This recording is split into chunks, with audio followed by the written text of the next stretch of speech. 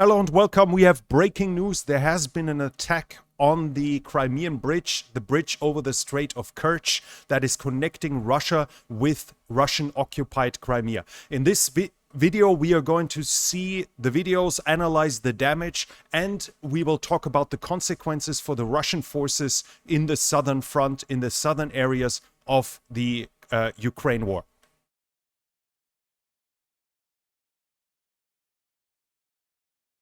First, I need to apologize if you have some background noise. If we hear some, unfortunately, we have a power outage, and to my right is a fan, so I don't melt in front of the camera. And in this direction, behind the window, is the generator that is running to keep all of this alive. So in case you hear some background noise, I want to ask you for your forgiveness to apologize. This here is the bridge of Kerch, and it was attacked right here. And that is important too, because the island here is internationally recognized as Ukrainian territory. That means the attack was within Ukraine when it comes to the international understanding and not within Russia. We see now what the damage looks like from the distance. We see that two pieces of the bridge, of the road bridge, have collapsed. There was a train on the railway bridge that was damaged as well. We see damage on the bridge elements here. We see fire burning. Probably we see those are tank wagons, obviously filled with something highly flammable, maybe fuel, but this might be too early to answer, and it's not really my expertise. The fact is that there is high heat being generated as well, which might damage those structures as well. But from the beginning, I want to say that I am not a structural engineer. This is not my field of expertise. I can't really say what those damage, how easy it can be repaired, or whether, for instance, those bridge elements after the fire have to be removed because they got brittle because of the heat. That is unfortunately not my field of expertise. So I hope for somebody in the comments to give us more information about this. We see them here now. We see the bridge has fallen down, and what is interesting and important is that it's only one side of the bridge. We go to the next pictures we have here. We see the where the damage happened right on the way up towards the bridge itself. So this part here, roughly in this area, as we talked about, this is Ukrainian territory, and the damage itself right before the explosion, I will show you the video in a minute. Here is a truck driving in the area, a big truck, so in theory it could have been filled with explosives, driven by a suicide driver, and there is some weird wakes under the bridge that might indicate some boat or something like this. Right, as of now, I have no information, no confirmation yet what caused the damage. It might have been a suicide driver blowing himself up there. It might have been a remotely driven boat. It might have been a rocket attack as well. We can't really say it as of now. What we see though is that the bridge pieces have collapsed in two places, but the interesting part is it only has collapsed one part of the road bridge, not the other part. So it is only the part that came from Russia into Ukraine that has caused the damage. The video about, where is it? What I have here, oh, let me see. So we see here, what is interesting is when you see those railings, they are blown away from the collapsed piece. That would indicate, at least to the barely educated mind like I am in this regard, that the explosion must have been to the left. So on the road bridge, or at least at the road bridge coming from Russia into Crimea, to damage it there and to blow the pieces away. What is interesting though is that two pieces separately from each other, apart from each other, have collapsed, which we can see on the right here. So the whatever came either flew in from the Sea of Azov to hit it, or was a truck coming from Krasnodar region into the direction of Kerch. Now let me see if I quickly can find the video of the explosion, because somehow I have lost it now. Okay, apparently something is wrong with my mouse, because it seems to open new ones. Okay, I'm sorry. Okay, I apologize for the confusion. Somehow it opened a few other tabs. I don't know what happened, but here is the video. Let's watch it together. We see a truck here. Those are civilian cars, and there's another car and another truck here. And there the detonation happens, and it looks like, if we see the place where it happens, it seems like it's probably that one truck being here, or at least where that truck was, the explosion happened. What in my mind speaks against a suicide driver is that in my book it would have been far more efficient to do it right on top of the bridge, because those parts are more difficult to repair, and if you're already willing to blow yourself up, there's no reason not to drive another 200 meters, unless of course that car next to it would have been some FSB trying to stop them. Maybe we find out that there has been some shooting inside of the truck or some nonsense like this. But there is the explosion that we can see. And we see that guy barely made it out. And when we see the other images, we see that here again we have some more examples. It's collapsed here and it is collapsed there. So what conclusion can we make? First of all, it seems highly likely that the bridge part that is crossing over from Crimea towards Russia is undamaged, the road bridge. So basically the two lanes going east should be undamaged, which after some consideration, unless there's some damage that we can't see, should allow for road traffic in both directions, but obviously only half as much as before.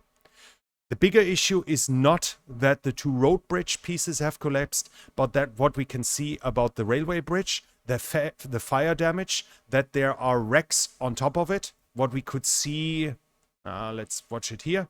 What we can see here, those bridges, the bridge right now, the railroad is blocked. Why is this important? This is a map of the railroad network within Ukraine. Unless the Russians have by now built another railroad, which is theoretically possible, their railroad troops are capable of doing that, but I don't have any report, then this here is the only connection to the rail network in the south that is coming on land, and Crimean Bridge is the second one.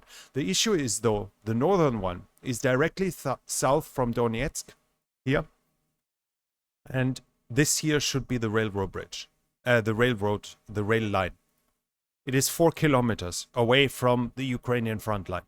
That's well within mortar range, thus it's cheap and easy to keep it permanently under fire and to destroy any train going through here. Now, if there is some blockage in the way or something, there might be a way for one to slip through. In theory, in practice, it should be fairly simple for the Ukrainians to do surveillance with commercial drones and then correct their fire to just destroy the tracks themselves. They don't even have to destroy railroads here. So unless the Russians have by now built a second line somewhere south of it, this line is actually unusable for the whole network of the south.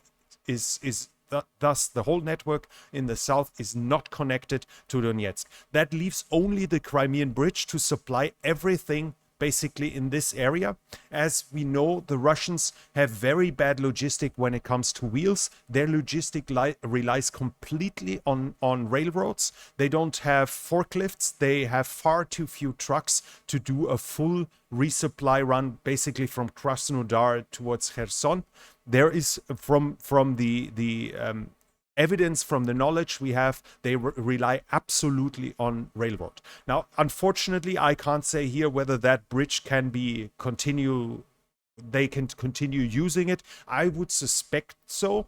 Maybe we have somebody educated in that field that can say, no, the heat is probably has damaged the concrete too much and they at least have to add structural reinforcement or something like this. This is well within the realm of possibility, but unfortunately not my expertise. But what I can say is that they first have to clear the tracks and repair the tracks, which because of the heat should have gone weak and thus should have moved. This will take several days of time. At least that's what we have to expect. First, the fire has to stop. And if it's fuel trucks, then it'll take a while for the fire to stop by itself. Then it has to cool down. And then they have to remove the cars that are currently damaged and stuck on it. Now, in theory, they might be able to just push them off the tracks here into the water. That would probably be the easiest way. And if they do it in a way that it doesn't hit the other railroad the road bridge, then that should be possible. And as we can see here, there should be enough room for them to throw them off. Then they have to repair the tracks. So in best case, the railroad is back in operation within, let's say, 3 to 5 days.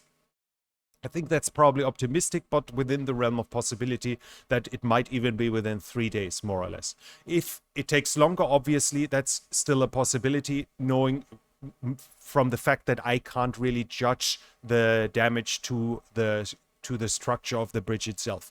Regarding this here, that means for a week, 5 days, 3 days to a week, maybe even a little bit longer, there's barely any supply coming to the southern front. The supply situation was already strained as of now, as we know it, because of the Ukrainian attacks here, because of HIMARS destroying supply depots in the back. This will make the situation worse. This will open an opportunity for the Ukrainians to both attack towards Kherson again, as well as to attack towards the south here, where we have reports for weeks now of Ukrainian troops building up, staging for a potential further attack for a third offensive towards the south. This might actually be the opening of that offensive. We might see that it start within 48 to 72 hours. As this would open an opportunity with the road bridge being taken out, half of it, the capacity half for probably at least 2 to 3 weeks, depending on how fast they can jerry-rig something to make it usable again. That will halve the capacity of the road bridge, and as of now, at least for a couple of days, there is no railroad connection, so even reinforcements in case of an attack have to come from that area. They can't really come from Russia itself because the connections are really bad. We will see what is happening here, but this is a massive blow to the Russian logistics. We unfortunately can't say yet whether it is a rocket attack, whether it was an attack with a truck, a suicide run, something like this. Unfortunately, I can't comment on that yet. But we will talk more about that in the live stream tonight at 8 p.m. Eastern time. I hope I see you there. This channel is only possible because of the support of viewers like you. If you want to support the channel, you can do so by the means in the description. Thank you so much to everyone already supporting the channel and allowing me to do that. I can't express enough how much that helps. And if you want to help in other ways, obviously hitting the like button helps with the algorithm. Comment what you think, what that means, who did it, what did it. Obviously, that is something that is really interesting. What I'm interested in your comments, what you want to say about that. And if you haven't subscribed yet, please subscribe. Don't forget the bell button so you don't miss future videos, and you help the channel grow by spreading the word about the channel. Spread it to your friends and acquaintances so it can grow. That's it for me from now. Thank you for watching, and I'll be back.